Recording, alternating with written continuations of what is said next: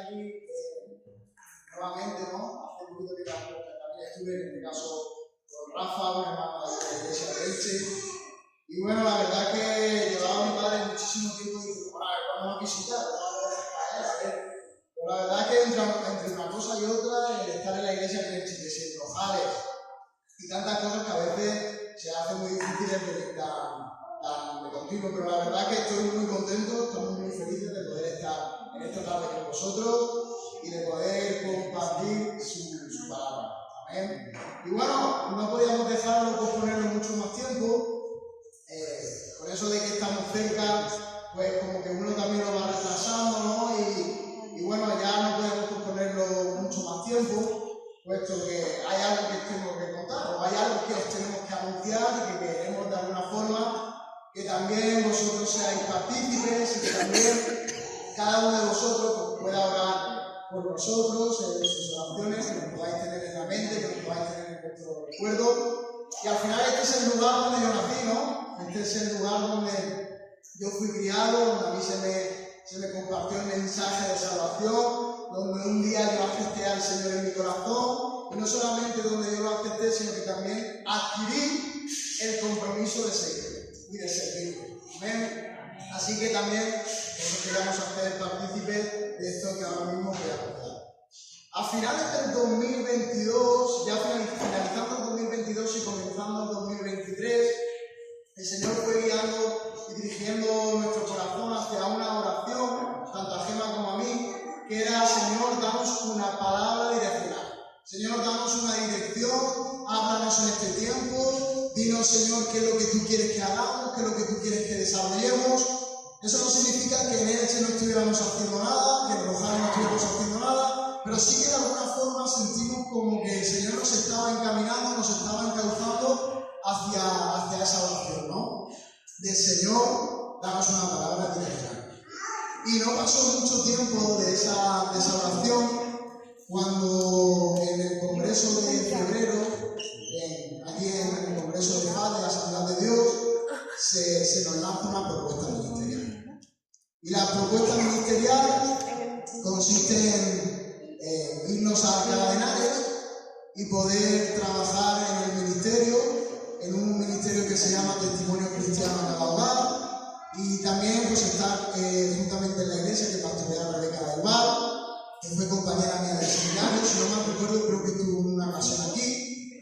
Y bueno, cuando a nosotros se nos lanzó la propuesta de poder trabajar en Testimonio Cristiano a cada hogar, y aparte de eso, pues también estar colaborando y formar parte de la membresía de la iglesia de Alcalá de Henares, pues lógicamente nosotros no íbamos a tomar una decisión a la ligera.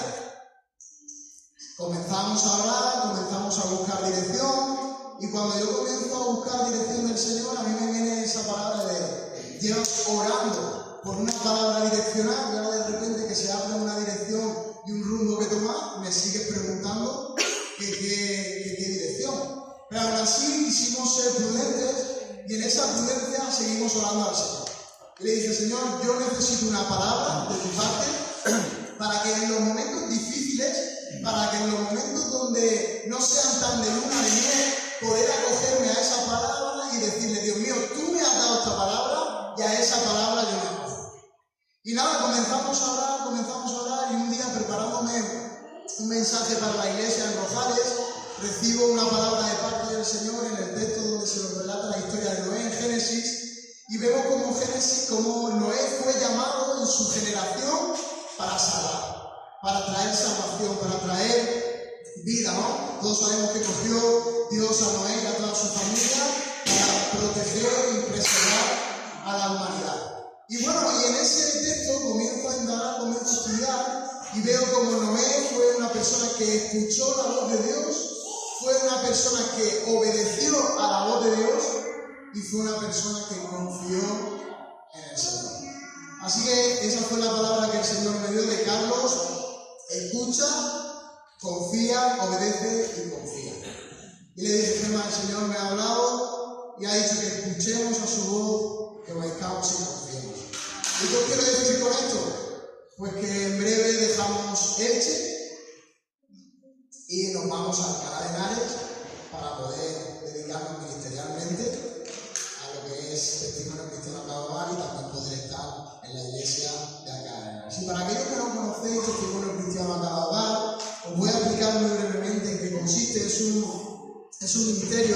que lleva más de 45 años en el país, está en más de 187 países y tiene 3 puntos principales, que uno es la oración, el evangelismo y el discipulado. Todos estos proyectos que quizás no conocéis, pues son de testimonio cristiano acabado. Así que es un ministerio que se encarga de desarrollar y traer nuevas herramientas para el evangelismo. Entonces, al final, nuestra función va a ser pues, crear nuevos folletos que nos den la manera de poder transmitir el mensaje de salvación, las buenas nuevas, y también de poder crear este calendario que también consiste en orar por los diferentes países y por una situación en concreto. Entonces, pues ahí estaremos trabajando. Gemma sigue con su trabajo y bueno, yo he tenido que dejar mi trabajo, hemos tenido que dejar un piso, como bien sabéis, pues teníamos nuestro piso ya en propiedad y hemos tenido que dejarlo, lo hemos alquilado y nos lanzamos a lo que el Señor nos demanda y Él quiere. Si algo teníamos en mente es que no íbamos a detener lo que el Señor quisiera para nuestra vida, y menos por algo material. Entonces, fuera lo que fuese, donde el Señor quisiera, pues ahí que íbamos. Así que en esa obediencia es que nos movemos, en nuestro amor al Señor, nuestro amor a las almas, en nuestro amor a la obra, a la iglesia, es que nos movemos. Así que simplemente trasladar esta noticia y que podáis tenernos en vuestras oraciones, y a partir de ahora pues ya no estamos en Elche, sino que estaremos en Alcalá de Henares, Madrid, ¿vale? Así que pues eso, gloria a Dios. Gloria a Dios.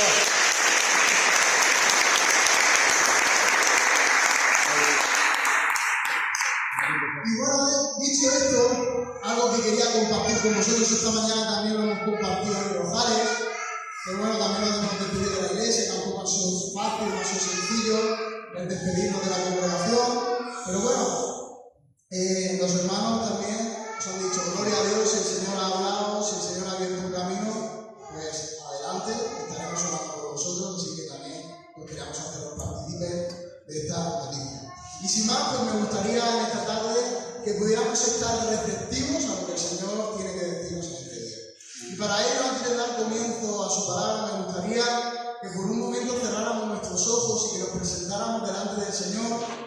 Yo no sé cómo está tu vida, yo no sé cómo está tu corazón, yo no sé en qué situación se encuentra la tierra para que esta palabra sea sembrada. Pero lo que sí es importante es que la semilla caiga en buena tierra y que pueda florecer. Y no solamente florecer, sino dar su fruto.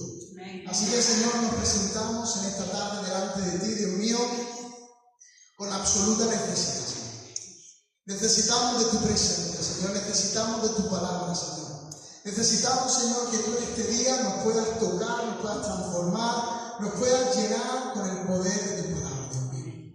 Dios mío, me presento delante de ti, usa mi vida, Dios mío. Quita, Señor, todo lo que no proviene de ti, Dios mío, cualquier, Dios mío, intención humana, quítala, Señor, y que todo lo que venga sea de tu parte, Dios mío. Y también te pido que prepares las vidas, Señor, los corazones de mis hermanos, para que la semilla que tú quieres traer en esta tarde caiga en buena tierra y pueda florecer y traer fruto y fruto en abundancia. En el nombre de Jesús, amén. Pues hermanos, si nos ponemos a mirar en todo este mundo, si nos ponemos a mirar en toda la tierra, podemos comprobar de que hay cosas que son una maravilla. De hecho, todos hemos escuchado alguna vez sobre esa famosa clasificación de las 7 maravillas del mundo, o quizás has escuchado de 11, no sé cuántas maravillas, pero la verdad es que en el mundo en el que nos movemos hay muchísimas maravillas hechas por el hombre. De hecho, una maravilla es una persona, cosa o suceso que produce admiración y asombro.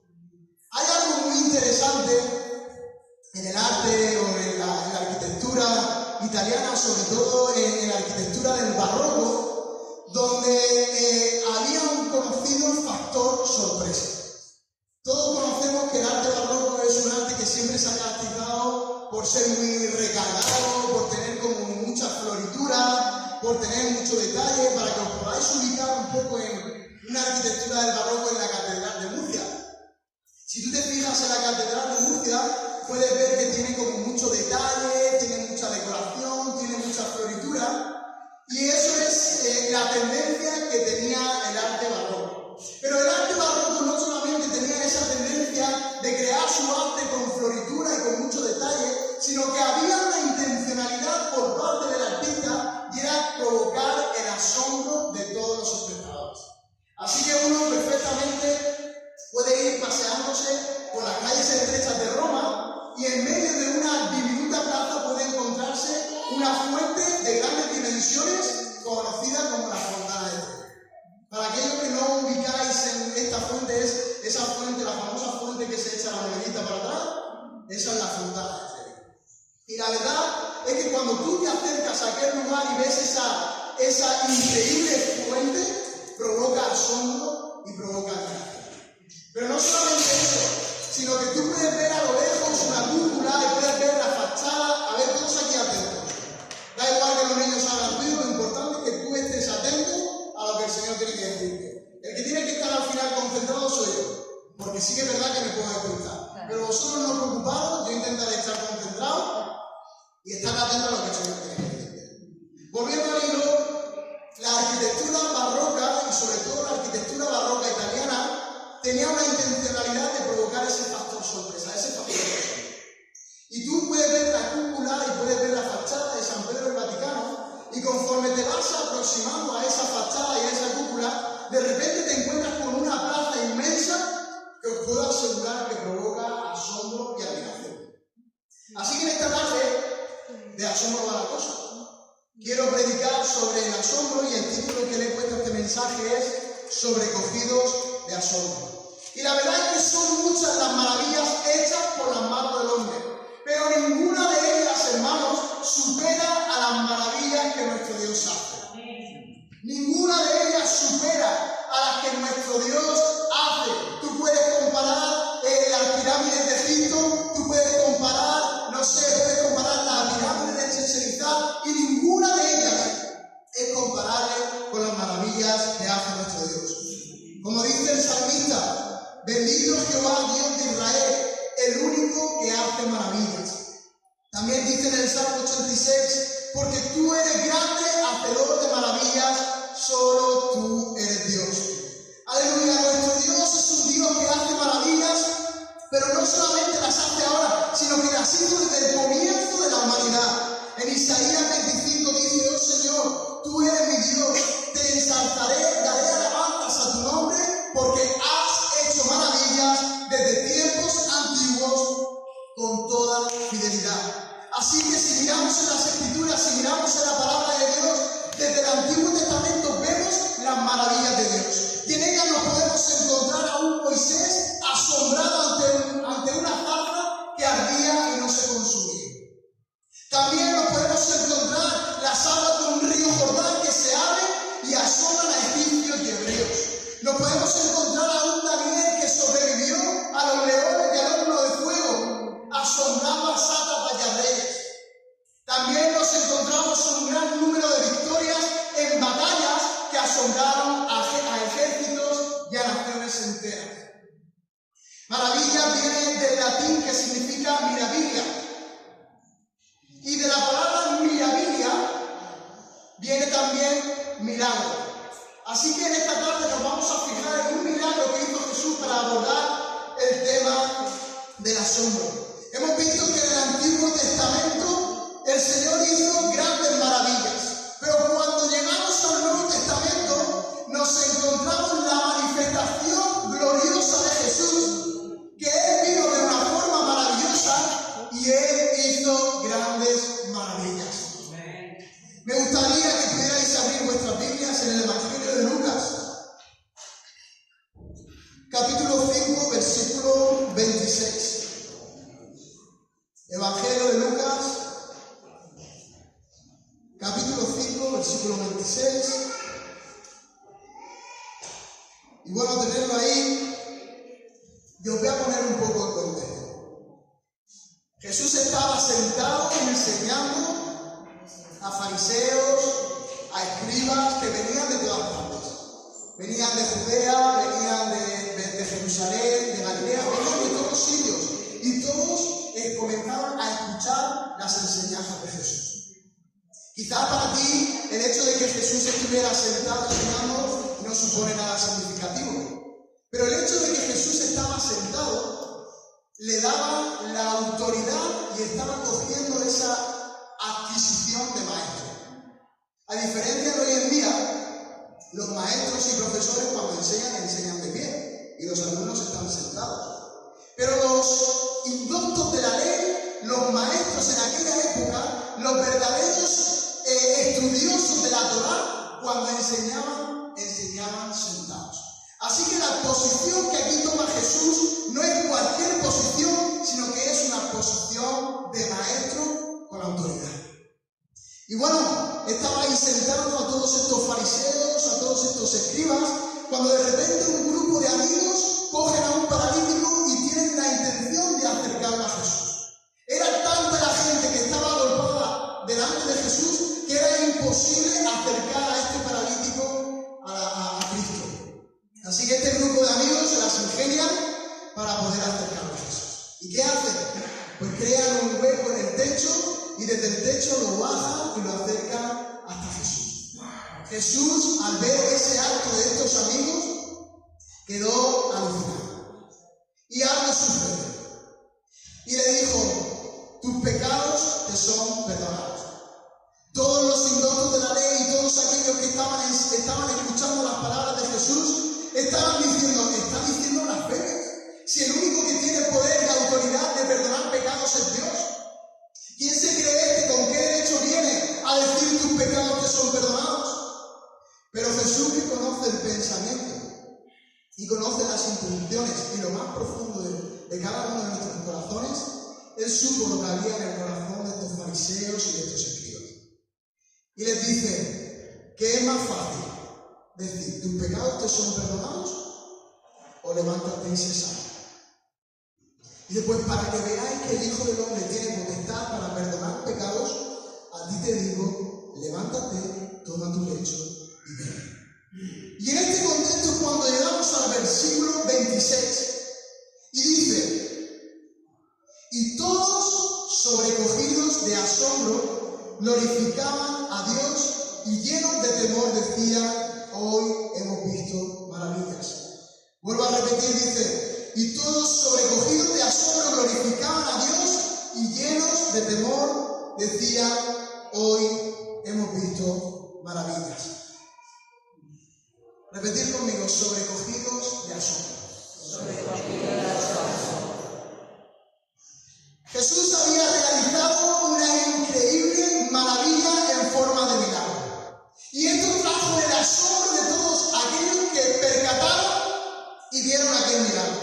Ahora, ¿qué es el asombro? Pues el asombro es una emoción, es una capacidad que tenemos el ser humano de emocionar, generada ante algo inesperado.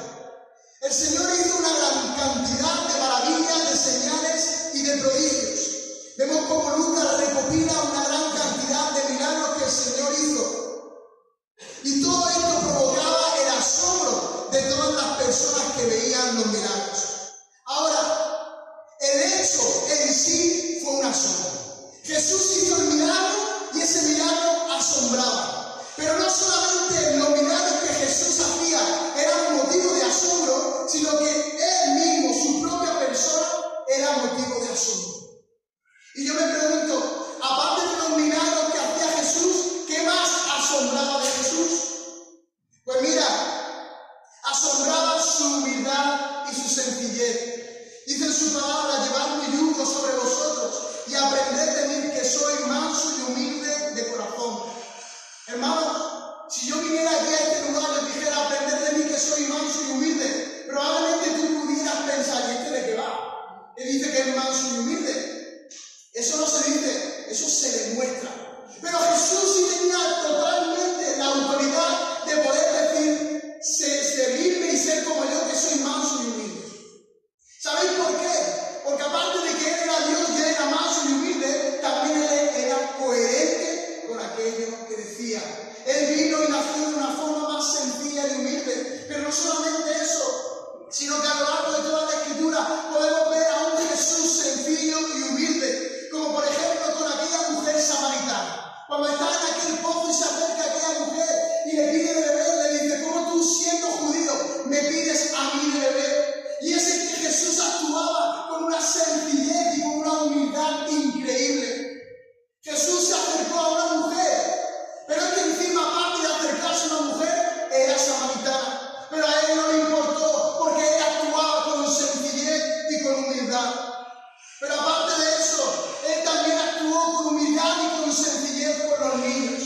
A mí si hay algo que me gusta de los niños es que ellos se asombran ante las cosas sencillas. Con todo esto del tema de que nos íbamos a ir a Madrid, pues hemos tenido que hacer unas reformas en la casa que teníamos pensado hacerlas poco a poco, pues hemos tenido que acelerarlas. Así que comencé a pintar el patio que tenemos ahí en casa y recuerdo que Chloe se acerca al patio y dice: ¡Wow, papi! ¡Qué chulo! Y yo cuando ella viene con ese asombro, con ese entusiasmo, me pongo a mirar las paredes, os aseguro, hermanos, que yo no estaba haciendo ningún grafiti en el patio. Lo que yo estaba pintando era de color blanco las paredes del patio, simplemente. Y en ese momento me vino a mi cabeza, ¿qué capacidad tienen los niños de asombrarse ante las cosas sencillas? Cocomelón. Cocomelón, para aquellos que no sabéis, son unos dibujos. Le puedo poner una y otra vez Cocomelón, que ella manifiesta un asombro increíble, porque los niños tienen una capacidad de asombrarse de las cosas sencillas. Dice que a los ojos de un niño no hay 7 maravillas. A los ojos de un niño hay 7 millones de maravillas. Pero nuestro Dios no solamente fue sencillo y humilde, sino que nuestro Señor Jesús se humilló hasta lo sumo. Como dice en su palabra en Filipenses, el cual siendo en forma de Dios, no escatimó el ser igual a Dios como cosa que aferrarse, sino que se despojó a sí mismo y tomando forma de siervo, hecho semejante a los hombres, y estando en la condición de hombre, se humilló a sí mismo. No me digáis, hermano, que esto no es motivo de asombro. Cuando nosotros vemos a la cruz del Calvario y vemos cómo Jesús se humilló y cómo Jesús entregó su vida, eso es un motivo de asombro. Pero también algo que asombraba de Jesús eran sus palabras.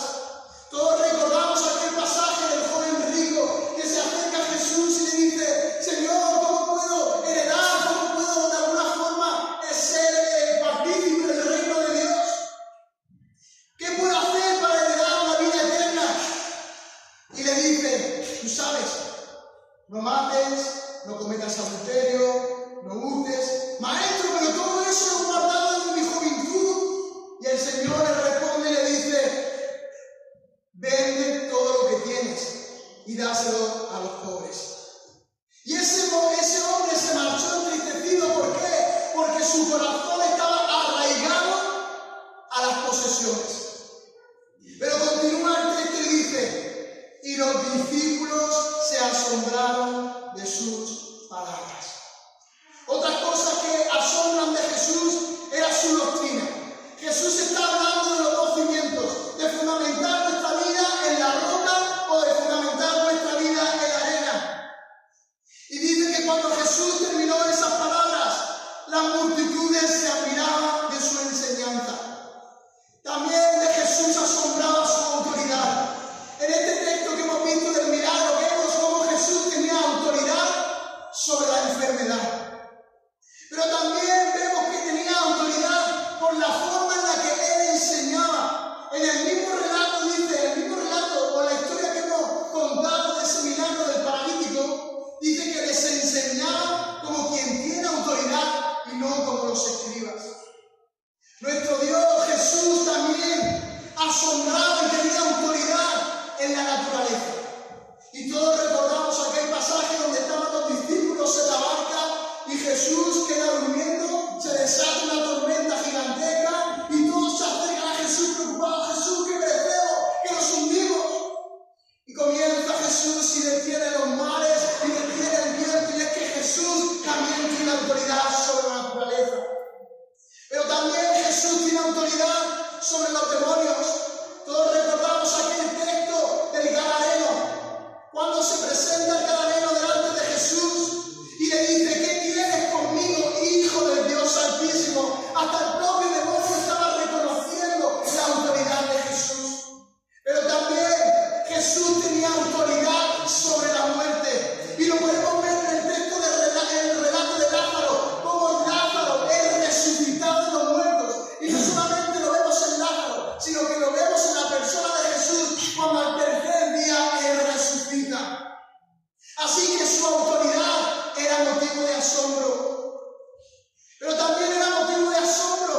su amor.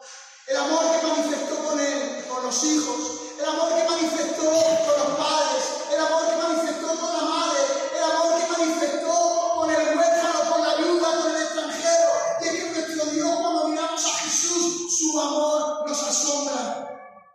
Dice, así como el Padre me ha amado, así también yo los he amado a ustedes. Permanezcan en mi amor. Hermanos, en esta tarde yo te pregunto, ¿qué es lo que te asombra de Jesús?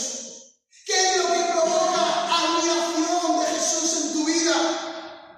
Son muchas las cosas que nos asombran de Jesús, pero en este caso, algo había sucedido. Este relato que hemos leído también se nos cuenta en Mateo y en Marcos. Y cuando leemos en Mateo y en Marcos, vemos que la gente, en Mateo vemos que dice, y la gente se asombró. Y en Marcos vemos que dice, y la gente se maravilló. Pero en Lucas hay algo diferente. Y en Lucas dice que la gente fueron todos sobrecogidos de asombro.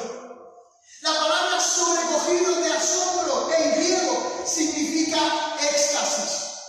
Y cuando me refiero a éxtasis no me estoy refiriendo a esa droga, ni me estoy refiriendo a esa experiencia mística, sino que me estoy refiriendo a un desplazamiento de la mente, a una evasión de la realidad que me lleva a una reflexión interna. Es una desconexión de la realidad que me lleva a un enfoque espiritual. Para muchos Jesús es motivo de asombro por ser un buen líder. Para muchos Jesús es motivo de asombro por ser un buen maestro. Para muchos Jesús es motivo de asombro por ser un buen personaje histórico. Para otros Jesús es motivo de asombro porque lo consideran como un revolucionario. Pero hermanos, no basta con dejarnos asombrar por Jesús, sino que tenemos que ser sobrecogidos de asombro. Este mismo texto se nos cuenta en el texto de la niña de Jairo. Dice que cuando se realiza el milagro, se espantaron grandemente. Ese se espantaron grandemente es que tuvieron un éxtasis de asombro sobre su vida. Todos necesitamos ser sobrecogidos de asombro, experimentar ese éxtasis de asombro que nos lleva a la transformación interna. Jesús hizo cosas extraordinarias que eran motivo de asombro, claro que sí, pero también Jesús hizo cosas ordinarias que también provocaban asombro. Y Jesús no solamente hizo cosas ordinarias que provocaron asombro, sino que Él convertía lo ordinario en extraordinario. En Isaías vemos un texto que dice, miren, mi siervo prosperará, será exaltado, levantado y muy enaltecido. Muchos se asombraron. Ese se asombraron en hebreo es shamen, que significa aturdidos. Se quedaron como que no se lo podían creer. Pues tenía desfigurado el semblante. Nada de humano tenía su aspecto. Del mismo modo, muchas naciones se asombrarán. Ese se asombrarán en hebreo es naza, y significa salpicar. Y dice, y en su presencia enmudecerán los reyes, porque verán lo que no les había anunciado, y entenderán lo que no habían oído. Hermanos, os he dicho estos dos términos en hebreo, pero cuando vamos a la Septuaginta, que es la versión en griego que el propio Jesús usó, ¿sabéis cuál es la palabra que se usa? Éxtasis. La palabra que se usa es que se extasiarán. Lo que el texto de Isaías está diciendo, aquellos que un día se asombraron de ver un rostro desfigurado, aquellos que un día se asombraron de ver tu cuerpo maltratado, llegarán a asombrarse, pero no de cualquier manera, sino que recibirán ese éxtasis de asombro que les llevará a una reflexión interna, a ese encuentro espiritual. Amén. Así que hermanos, no basta con ser asombrados por Jesús, necesitamos ser sobrecogidos de asombro, necesitamos ese éxtasis de asombro. que Jesús provoca. Ahora bien, hermano, el asombro no nos convierte, pero sí en la manifestación emocional de nuestra conversión. ¿Y qué trae consigo el ser sobrecogido de asombro? Pues mira, trae consigo una invitación a una transformación interna. Hemos visto que ser sobrecogido de asombro es tener ese éxtasis, esa reflexión interna, pero también el ser sobrecogidos nos lleva a una búsqueda y adquisición de conocimiento. Hermanos, hay algo muy interesante, y es que en la filosofía griega se dice que el nacimiento de la filosofía, que filosofía significa amor a la sabiduría, viene del asombro. Y para los griegos, aquello que era motivo de asombro también era motivo de conocimiento. Así que cuando llega el apóstol Pablo y llegan los primeros a predicar a los gentiles, vienen con un mensaje que les asombra. Y vienen transmitiéndole que Jesús había muerto y resucitado al tercer día. Y comienza a hablar las buenas nuevas de salvación. Y eso produjo asombro. Así que todos los griegos de aquel momento dijeron, si este es el motivo de asombro, es motivo de conocimiento. Y comenzaron a buscar y a saber y a indagar quién era este Jesús. También trae consigo que Jesús no solamente es motivo de asombro, sino que era motivo de conocimiento. Luego también el asombro trae consigo alegría, entusiasmo, ilusión. Trae una nueva pasión, produce esperanza, glorifica a Dios. Leemos en el texto nuevamente, dice que fueron sobrecogidos de asombro y glorificaron a Dios. También infundan temor, glorificaron a Dios y llenos de temor. El inicio de la sabiduría, dice en su palabra, es el temor al Señor. Hay muchos casos de personas que después de ver un milagro tuvieron temor y después de ese temor tuvieron un encuentro personal con Cristo. En Hechos capítulo 2 versículo 43 dice, y sobrevino el temor a toda persona, y muchas maravillas y señales eran hechas por los apóstoles. El asombro trae también consigo alabanza. Ellos en el texto vemos que dicen, hoy hemos visto maravillas. Hermano, la alabanza no es otra cosa sino que la expresión pública de las maravillas que el Señor ha hecho. Así que Jesús, cuando hace ese milagro, todos quedaron asombrados, todos glorificaron al Señor, todos fueron infundados de temor y comenzaron a expresar las maravillas del Señor. Ahora, el asombro es una capacidad que todos los seres humanos, pero de la misma manera que la tenemos, también muy fácilmente lo tenemos. Recuerdo que en enero cogía vacaciones y me apetecía, no sé, hacer un viaje cerquita para de alguna forma desconectar. Y nos fuimos a Granada. Era la tercera vez que iba a Granada. Yo la primera vez que fui a Granada, escucha, me quedé alucinado. Dije, qué sitio más bonito, qué sitio más chulo, que encima se come súper bien, súper barato. Vamos, yo asombrado. Pero esta tercera vez que yo fui, le dije, mamá, la cosa perdió su encanto. La cosa como que ya, a ver, la comida sigue estando buena y todas esas cosas, pero ya había perdido asombro. Recuerdo, hermano, que cuando mi abuela nos dice de irnos a la casa de Ascoy, dice, vosotros poned a vuestro gusto lo que queráis. Bueno, pues yo recordaba aquella casa como súper grande. Yo la recordaba con un patio enorme, con una piscina casi que podía dar largo de un sitio para el otro. Bueno, pues cuando después de no sé cuántos años volvemos a la casa y veo la casa, digo, ¿en serio este es el comedor donde estábamos juntos y celebramos la Nochevieja? Pues sí, aquí celebramos toda la Nochevieja. Hermano, os aseguro que la imagen que yo tenía en mi cabeza con la realidad no tiene nada que ver. Pero es que cuando salgo al patio y veo la piscina, Escucha, un jacuzzi es más grande que la piscina. Lo que en un principio a mí me había asombrado, había dejado de tener asombro, había perdido asombro. Así que, hermanos, el ser humano tenemos capacidad de asombrarnos, pero también es muy fácil perder el asombro. Y también es muy difícil que algo nos asombre. Hermanos, últimamente nada nos asombra, ni lo bueno ni lo malo. Si a ti te llega una mala noticia de alguien, no me sorprende, no me asombra. Pero es que te llega una buena noticia, no me sorprende, no me asombra. Hermanos, hemos perdido esa capacidad de asombro. Y no solamente hemos perdido la capacidad, sino que somos muy difíciles de asombrar.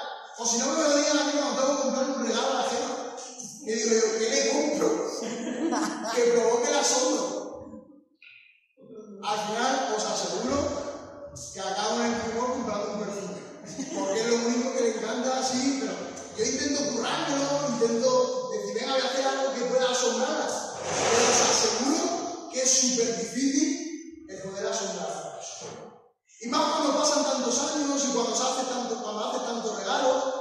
Hermanos, pero perdemos esa capacidad de asombro. Los niños que tanto se asombran, muy pronto pierden esa capacidad de asombro. ¿Y dónde lo podemos comprobar? En Navidad. En Navidad, conforme van pasando los años y ellos se encuentran un montón de regalos, al principio les asombra, pero ya no deja de asombrarle el juguete, deja de asombrarle. Y lo que tanto te ha costado con esfuerzo, pues lo dejan aparcado y resulta que se ponen a jugar con la caja, o se ponen a jugar con el papel que han desarmado, se ponen a jugar con cualquier cosa. Hermanos, es muy fácil perder ese asombro. Y yo te pregunto, ¿en qué momento hemos perdido el asombro? Hay algo que está sucediendo en la iglesia en este tiempo, y es que ha perdido la capacidad de asombro. Nada le asombra. Han perdido el asombro por las cosas de Dios, han perdido el asombro por la oración, han perdido el asombro por la palabra, han perdido el asombro por Jesús. Nada les provoca admiración de Jesús. Algo está sucediendo en este tiempo. Ahora, ¿en qué momento hemos perdido el asombro? ¿Qué ha pasado en tu vida para que el asombro se haya perdido? Pues mira, el primer motivo que nos lleva a perder el asombro por las cosas de Dios y a perder el asombro por Jesús es el pecado. El pecado te ciega, hermanos. El pecado nos lleva a una dimensión de no ver, nos lleva a la oscuridad. Y si estás en la oscuridad es imposible que Jesús te asombre. Es imposible ser asombrado por Jesús. Otra cosa que nos lleva a perder ese asombro es no tener una búsqueda constante del Señor. Otra cosa que nos lleva es la tibieza y la frialdad espiritual. La rutina y la monotonía en la que hemos convertido el Evangelio. Hemos hecho del Evangelio una religión, y os aseguro que la religión no asombra. Hermanos, háblale a cualquiera de religión que la religión no asombra, no provoca nada en las vidas. También perdemos el asombro porque centramos el asombro solo en lo extraordinario y no valoramos lo ordinario. Hermanos, cuando yo hago un regalo ajeno, intento que sea algo asombroso, intento que sea algo extraordinario que provoque su asombro, pero también tenemos que admirarnos de las cosas sencillas, de las cosas sutiles. ¿Por qué no asombrarnos de un amanecer? ¿Por qué no asombrarnos de un anochecer? ¿Por qué no asombrarnos de lo ordinario? También dejamos de asombrarnos porque nos dejamos deslumbrar por aquello que no debiera ser motivo de asombro. Hay una frase de una psiquiatra que probablemente la hayas escuchado, que se llama Marianne Rojas. Si no la conocéis, ella es autora de muchos libros, de Encuentra tu persona vitamina. Es una psiquiatra muy conocida en este tiempo. Y ella dice que hemos sustituido el sentido de las cosas por las sensaciones. Hermanos, la gente no se asombra por nada. Y como la vida no tiene ningún sentido,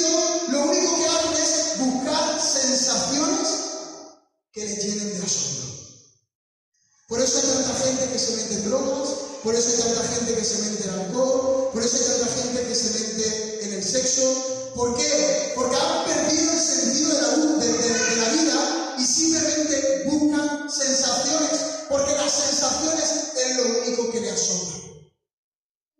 Otra cosa que nos lleva a perder el asombro es no recordar las maravillas de Dios. No recordar de dónde el Señor te ha sacado. Dice en el Salmo 78:11, sino que se olvidaron de sus obras y de sus maravillas que les había mostrado. En Nehemías dice, se negaron a escucharte, no se acordaron de las maravillas que hiciste por ellos.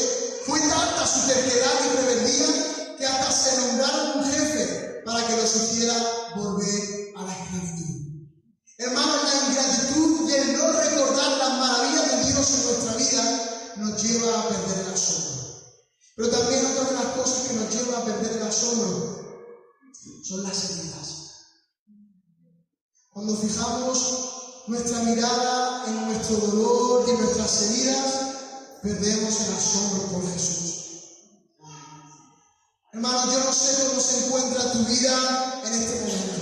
Yo no sé cómo se encuentra tu corazón en este momento. Pero lo que sí sé es que el Señor quiere hacer algo nuevo en tu vida. Es que el Señor quiere hacerte recuperar el asombro. Pero no cualquier asombro, sino el ser sobrecogido de asombro. Cuando Jesús sana a aquel ciego y le pone ese dedo en los ojos y este ciego comienza a mirar a personas como si fueran árboles, no veía claro, pero cuando por segunda vez coge el lodo y se lo pone en los ojos a este ciego comienza a ver. De la misma manera que Jesús hizo con este ciego, quiere hacer en esta tarde con tu vida. Él quiere hacerte recuperar la vista, Él quiere hacerte recuperar el asombro, Él quiere hacerte volver a recuperar ese éxtasis de asombro que en un día quizás tuviste. Dice, estad quietos y conocer que yo soy Dios. Pero ustedes no tendrán que intervenir en esta batalla, simplemente quédense quietos. Hermanos, para poder recuperar el asombro, una de dos, tenemos que reconocer que necesitamos ser asombrados, pero también tenemos que dejarnos asombrar por Jesús. Si reconoces que necesitas ser asombrado por Jesús, pero no te dejas asombrar por Jesús, tenemos las mismas. Así que tu vida también tiene que estar dispuesta a ser sobrecogido de asombro. Y para terminar, no solamente tú tienes que ser sobrecogido de asombro, sino que también quiero que mi vida sea de asombro para Jesús. Todos recordamos aquel texto del siervo del centurión. Se acerca el centurión pidiendo que el Señor diga esa palabra de sanidad y el Señor trae esa palabra de sanidad. Y dice el texto que Jesús se maravilló, se asombró de ver la fe del centurión. Así que hermanos, qué bueno sería que Jesús también, no solamente Él nos asombrara, sino que Él también se asombrara con mi vida, que Él también se asombrara con tu vida. Y yo te pregunto también en esta tarde, ¿es tu vida asombro para Jesús? ¿El Señor se agrada con tu vida? ¿El Señor se alegra por tu vida? ¿El Señor admira la fe que tú tienes hacia Él? Quiero que el Señor se asombre de mi vida. Quiero que el Señor se asombre de mi fe. Quiero que el Señor se asombre con cada paso, con cada caminar que mi vida desarrolla. Porque no solamente quiero ser asombrado por Jesús, sino también quiero que Jesús se asombre y se agrade con mi vida. Ahora también, hermanos, no solamente quiero asombrar a Jesús, sino que también quiero ser motivo de asombro para los de allá afuera. Como bien dice, la religión no es ningún motivo de asombro, pero tu vida está llamada a asombrar a otros. Dice que entonces toda la multitud se cayó y oyeron a Bernabé y a Pablo, que contaban cuán grandes señales y maravillas habían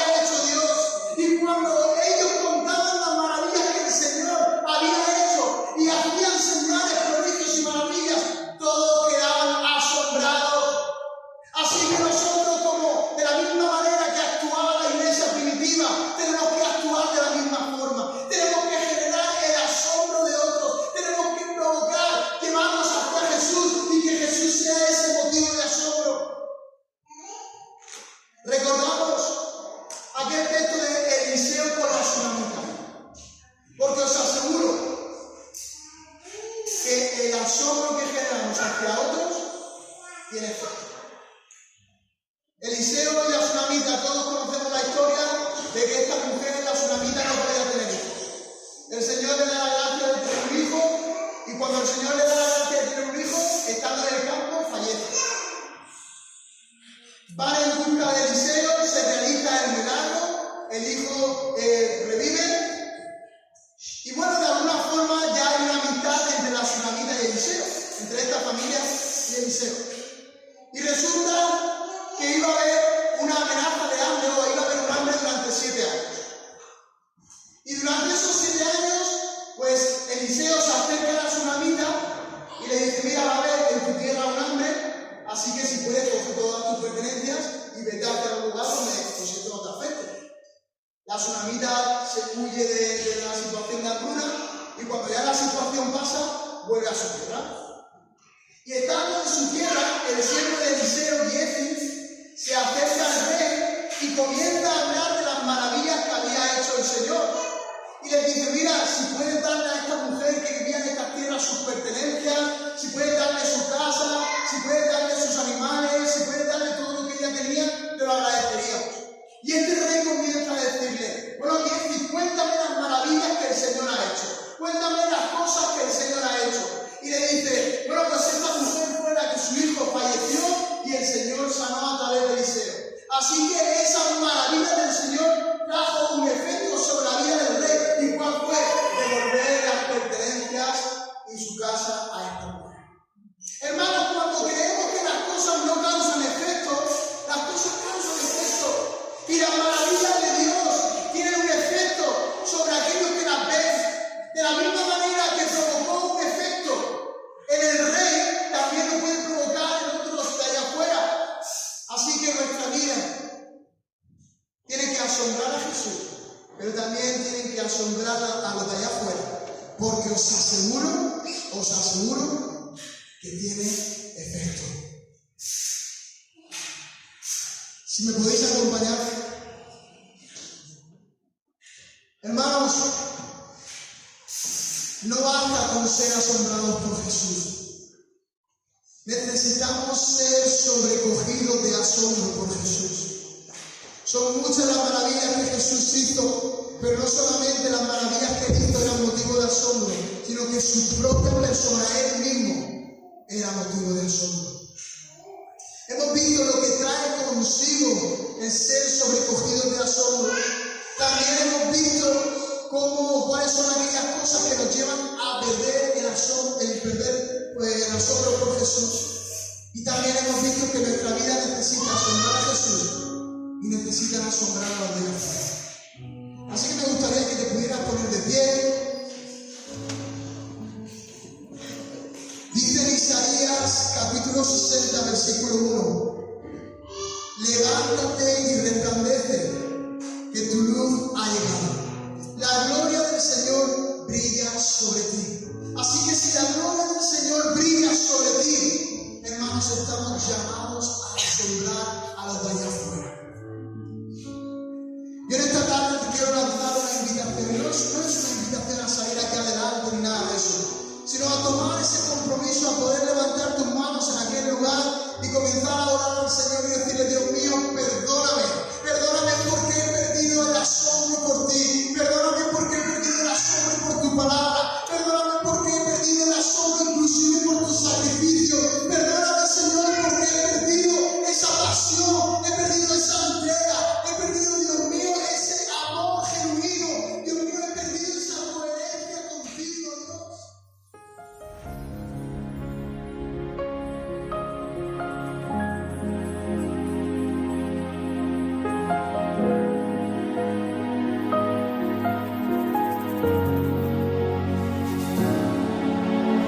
Quiero levantar mis manos,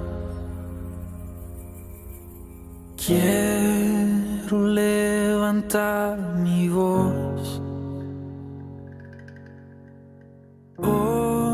ofreciendo a ti mi vida.